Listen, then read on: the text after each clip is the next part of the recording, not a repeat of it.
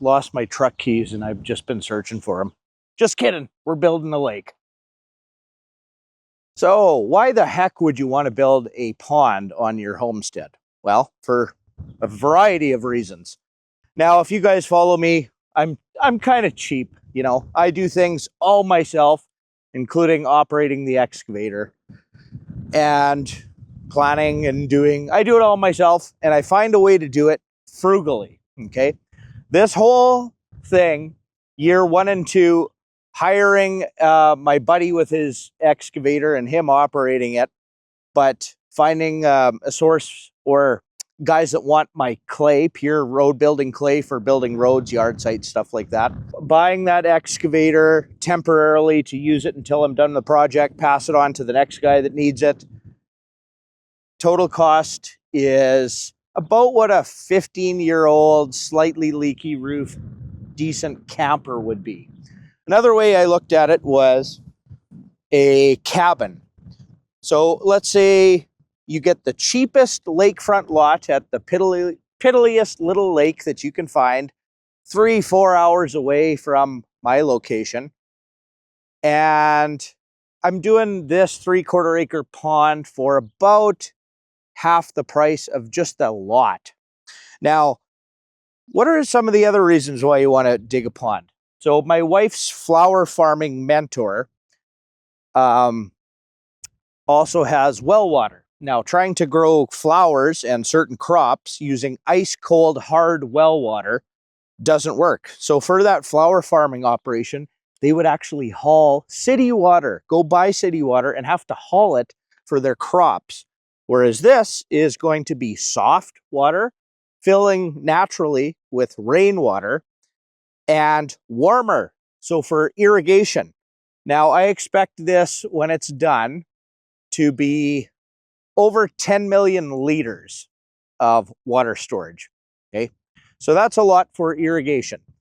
Now, why am I doing a pond right now? We have been in a drought cycle for quite a few years now, starting big time about 3 years ago. So we have drought. Currently, I put a jet pump and I'm irrigating, so I'm even dropping this further, trying to pull as much as I possibly can. The other reason why is I am blessed with pure clay, absolute pure road building clay, no sand, barely a rock in it other than a big frickin' boulder here and there you find like 20 feet down. So pure clay. So it was meant to be. Clay holds in water. I have given, one guy took, I don't know, 50 truckloads, like semi-loads of clay to line his pond because he's digging a pond and it didn't have clay, so his pond would be leaky, whereas I'm blessed with the perfect situation. And again, not changing the water flow of anything. This is just a natural low spot to begin with. So it was slough, like 2 feet of standing water, some dead trees, and then it dries up and fluctuates, and then you have weeds, thistles, foxtails, just garbage land. This 3/4 acre is going to be the most productive 3/4 of an acre on my entire farm for the fish protein that it produces. Hopefully it's not too windy. It's always windy in Saskatchewan. Let me go down in a hole here. So I built a kind of a bridge ramp. So, and then I'm standing on my little dam. Okay, so I can reach it with the excavator to break the water away and go into pond year 3.1, start of year 3, which is a bigger pond than the pond that I currently have. This one's about, I don't know. I've been dropping the water 12 feet at its deepest, but mostly like 4 or 5 feet.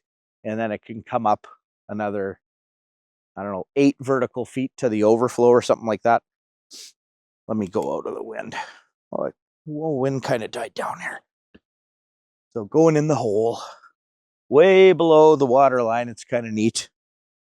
Oh, that's a big hole. Ah, there, nice and calm down here. So, where else was I going with this? Oh yeah, I put the rainbow trout in last year. We harvested maybe over half of them. I built a solar aerator, and my cheap ass cheaped out on the Amazon DC pump, which quit partway through the winter, quit aerating, and it wasn't powerful enough.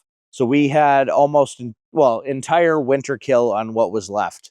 So partly because there's not enough water, the pond isn't big enough, and partly because my aerator was undersized or stopped working. So I'm getting a much better aerator for that. But when this pond is complete and up to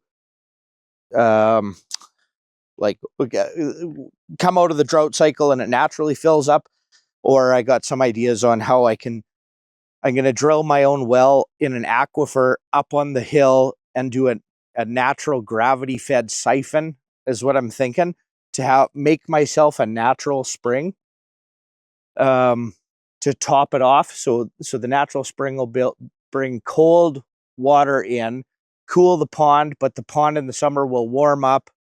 And if there's not enough rainwater, then I can irrigate from this one, the pond, right? But not dropping the water level. Okay. So I'll probably put in, I don't know, 500 to 1,000 trout in. Now, when the pond's big enough and over time, right, I'm a very patient man. I've been at this pond myself doing it cheaply for, this is the 3rd year. It'll be its own ecosystem, have its own bugs and things like that. I've got tadpole minnows all over the place in there. There's water beetles, snails already in the pond. But I didn't want to stock fish this year because I wanted to drop it down even more than the drought is by irrigating, and then dig this. And then I'm going to release that dam and fill this up and empty out that one, and then dig out the bridge is what I'm going to do. Now, if you're a homesteader, you know what I'm going to talk about. We can't leave our farms and homesteads. Plus, we don't want to. So when I go to the cabin or on a little trip, I'm thinking about my cows and chickens and ducks and turkeys and fish in the pond and all the grass I need to cut. And when I'm away, that means I can't protect my stuff as the world gets crappier and crime goes up, right? So I actually have anxiety. If I had the responsibility of having a cabin at a lake somewhere, a second place, I get anxiety about it. I don't want that, right? So if I was to buy a lot, let's say 2, 3, 4 hours away, a lakefront lot that I was going to build a cabin, I need to put in an entire second set of infrastructure: power, gas, well, septic, and all that has to be maintained. I built my kids a beach over there. I brought in really good sand. If you buy a lakefront lot in a natural lake, they don't let you put sand in front of your beach anymore. Whereas I can do this. Fishing license, I don't need a fishing license. If you want to go up to this cabin that's remote, 1, 2, or 2, 3, 4 hours away, hundreds and hundreds of dollars every weekend in fuel, load up the 3 hooligan kids with all their stuff. As a dad, all it is work trying to go to the lake. And when you get to the lake, what do you got to do? Well, you need a second lawnmower, a second jerry cans, you need to haul up fuel, you need to cut the grass and maintain another place, and it's just work at another place. So if I build a pond where I live and where my kids are and where we homeschool and where I work and where I am all the time, where I can go out on a dock, go in the paddle boat, stick a line in, catch supper out of it, and I get to be at home without hundreds and hundreds of dollars of fuel and loading up the kids and a secondary place with all those bills and to maintain. I already have a cabin here. It's called my house. A second solar system? Yeah, no thanks. I'll keep it all really good. So I can have a better beach, a better dock, better boats, my canoe, build a boathouse out here, and I'm here all the time. Nobody's going to steal my stuff, right? Plus saving a ridiculous amount of money. Now, sure, it's okay to go to some remote lake, big lake somewhere, fish for some big natural different species of fish. Absolutely. Maybe once a summer if you want, kind of thing. But the rest of the time, my kids can come out in their pajamas, go on the dock, and catch fish every day, summer and winter. You put an ice shack out here too. So those are the reasons why I build a pond. And again, my cheap butt does things slowly, myself, and find ways to do it, right? So being close to markets, I have maybe 20,000 yards of clay still to get out of here or whatever. Guys taking hundred semi-loads at a time. I just loaded 6 25-yard trucks today, and I have a dinky little loading fee that kind of covers the fuel. So it's getting hauled out of here for free. It just takes some time. But some of these big guys, once we get going, it's a lot of loading. And a little $20 fee to load like a semi. And guys are like, oh, thank you, Dean, right? All the farmers in the area are filling up all their low spots in this drought. So they're taking material so they don't have to turn a machine around. And I'm doing the opposite. You want lots of ponds around. It charges up the water table. It holds back the water. It's good for everything, right? But the guys that want to fill in holes, I'm helping them out too. So there'll be lots of videos on this pond. All of my elephants that I do, my elephant projects, they have their own playlist. So there'll be a pond playlist as well. But this will be, one of the biggest ponds that I've ever seen. There's some other kind of cool trout ponds that are about the size of stage 1 and 2 or whatever over there. This is pretty incredible. Should be big enough. I don't even need an aerator system once it's done and the water up to level. And like the weather patterns, I have seen wet and I have seen drought in my life multiple times. And thank goodness for this drought. I'm taking full advantage of it. So I got the clay, perfect for ponds. We got the drought, perfect time to do it. Diesel fuel has not been this cheap in like 20 years. They took the carbon taxes away from the diesel, and diesel is actually cheaper than gas right now. Taking full advantage of the situation as it comes. And again, instead of a 15-year-old, pretty decent, slightly leaky camper, I can do a 3/4 acre pond. I think that's a pretty good idea. Now in economics, it's kind of funny. One of the examples in economics is, are you being productive? Well, it's like, if you dig a hole and then fill it back in again, is that productivity? Well, I'm digging a hole and it's going to fill up with water. Is that productive? Yes, it is. No, I'm not just rationalizing my crazy projects and decisions. Now, if you can kind of see, it's a bit of a haze because Saskatchewan, Manitoba, a lot of Canada is on fire right now, all the forest fires. So there's people's cabins burning down, multiple $100,000 cabins. I just be anxious having that second property, right? My place provides all my food groups. It's properly managed. So even if the grass went on fire, well, it can't because I properly manage it and graze it, right? One insurance bill. Now, what's really cool out of all the things that I've built, like I'm a carpenter, so I build houses and shops and my greenhouse and things. Well, all those are buildings. They have a shelf life, if you will. So maybe my house is only going to last 200 years or something. What's really cool about digging a big hole is it's no more property tax. And it's a big hole. It will stand the test of time. So the deferred gratification part of me, I'm very good at this. Taking my time. I could have dug a little pond, put some trout in it really quick, filled it up with the hose, and had this cool little pond that's kind of working. Well, what's a better memory for my kids is them operating a 70,000-pound excavator on my lap. They're loving life. And when I'm digging in here, they're playing at the beach on their swing set that I made them and stuff. And I can kind of watch them as I dig, right? And they're watching, see what Dad's doing. Pretty cool. Now, it's also running that excavator is pretty sweet. It's got almost a 2-yard bucket on that sucker and a big boom. So I finally finding one that's a big one that nobody really wants because it's too big and expensive to haul around for people for their little jobs.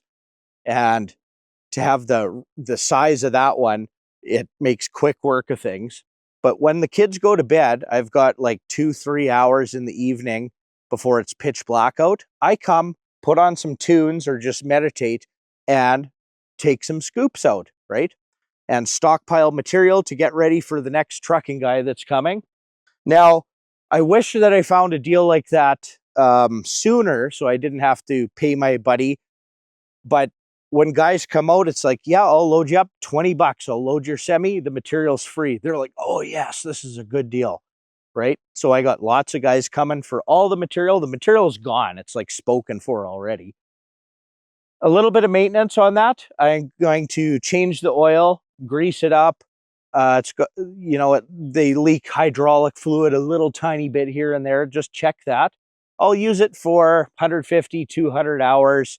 I got a couple other infrastructure projects, and then I'm going to sell it for probably more than I paid. That's what I've typically seen with equipment these days. For example, my skid steer I bought nearly 10 years ago, put on almost 2,500 hours myself, so I'm a pretty darn good operator now with that.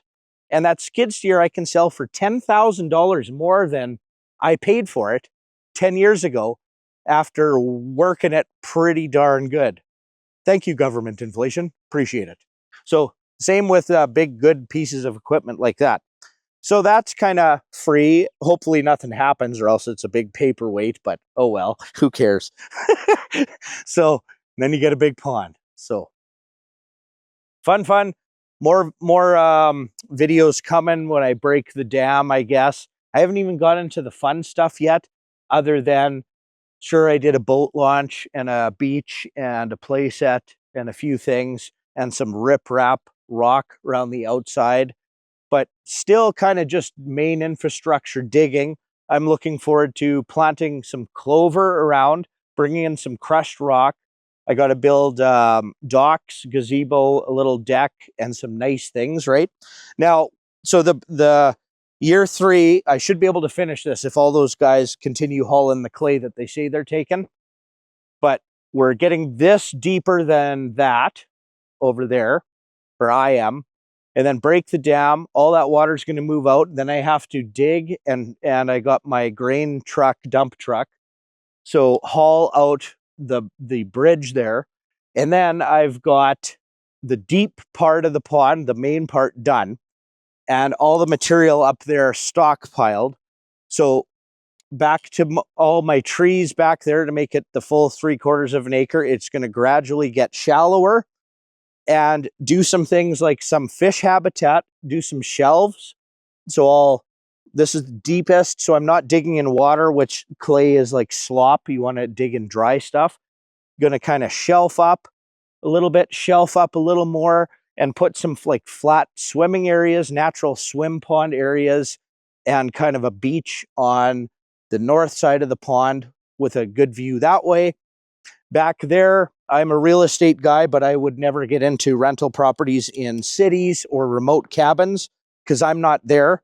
I don't know how bad things are going to get in the world, but I can do cabins on wheels for my kids or Airbnbs overlooking a pond with a dock, a beach, a canoe, a paddle boat, fishing rods, and an ice fishing hut in the wintertime. And how much you want to bet you're booked solid with short-term rentals, or how much you bet my kids will be, thank you, Dad, this is a sweet setup, right? So pretty fun. Anyways, I've always thought a little bit differently. With everything that I do, why more people don't do this, I'm not sure. Because if you do it right, got a source for the material, get a machine, kind of work it yourself, sell the machine after, it's very, very cheap. Like, very cheap. Surprisingly cheap. So it's just a little bit of time, and boy, I'm going to be a pretty darn good, I already am a pretty good darn good operator on that excavator. And I'm enjoying it. So it's fun. Lots of fun. So a little bit of natural weeds and cattails and natural river willows coming in. Water beetles, snails, tadpole, some type of minnow. They can't possibly be spawned rainbow trout. No, I'm pretty sure their tadpole is going to turn into frogs, the minnows that are in there. But again, pumping, I got a 3/4 jet pump with a pressure tank and a pressure switch that I'm trying to irrigate. Like lawn sprinklers are going 24/7 trying to get this down as much as I can so that I can dig this as deep as I can. A lot of pond videos that I've seen. Well, first of all, in the States, they do bass ponds or whatever. They like dig out some, pick a low spot, dig out some, and then build a dam and then fill it up. It's not very deep. And a lot of guys that build a pond, they'll build a pond and then I've even seen them break the dam, empty it so that they can actually dig it deeper because they didn't do it properly the first time. Well, I'm young enough, the deferred gratification things, it's like, no, we're going deep. At the max, I should be 30 feet deep. The deepest part of this is nearly 30 feet deep to the overflow once it's filled up, kind of thing. And then just gradually get shallower. And my rough calculations, it should be like 10 million liters of water held back, which is pretty good for farming, for fish habitat, for ecosystem, for wildlife, for recreation. Should be big enough you could put a jet ski on this sucker and do some hot laps and go tubing too. I don't know. But that's what I've been up to, or part of the things. And have a look at the pond playlist. And yeah, should be done this year though, or the main part. And then my wife is already has lilies that she bought, water lilies, just temporarily. We put them in pots there. So she's going to have to move them when I drain this one. But oh, we're super excited. There's natural cattails coming up. It's going to be its own ecosystem. It's so good. So good. So much fun. And again, no government rules. I can put sand on the beach. I can put crushed rock in the water. I built this. This is mine. I can stock it with the rainbow trout. I don't need a fishing license. Neither does anyone in my family. Got fish protein and living the dream. Thanks for watching. We will catch you next time.